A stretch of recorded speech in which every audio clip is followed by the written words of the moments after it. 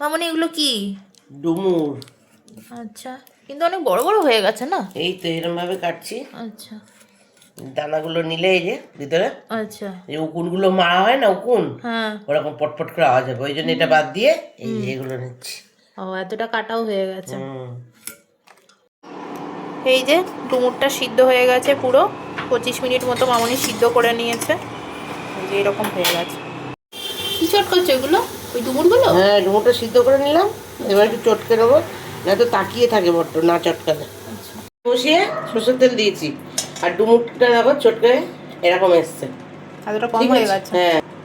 দেখো জিরে তেজপাতা শুকনো লঙ্কা ফোড়ন দিলাম, একটা বড় সাইজ গোটা পেঁয়াজ কুচিয়ে, দেখো হাফ রসুন একটা হাফ, এই যে এতে করে দিয়ে দিলাম। এই যে ডুমো ডুমো করে একটু আলু কেটে দিচ্ছি, একটু কম হয়ে গেছে তো ডুমুরটা, তা আলু দিলে পরিমাণটা বাড়বে তার জন্য।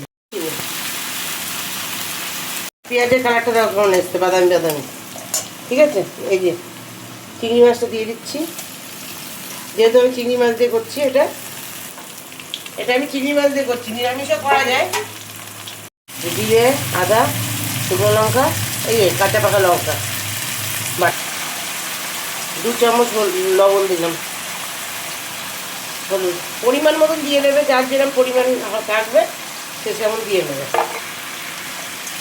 ডুমুরটা দিয়ে দিয়েছি, এবার ভালো করে একটু কষিয়ে নিয়ে তারপর লাস্টে ঘি আর গরম মশলা দিয়ে নামাবো। চলো দেখাচ্ছি ফাইনাল লুক। এই যে ঘি গরম মশলা দেওয়া হয়ে গেছে, দেখাতে ভুলে গেছি, ঘি গরম মশলা দিয়ে এই যে এই এসছে ফাইনাল লুক, দেখো।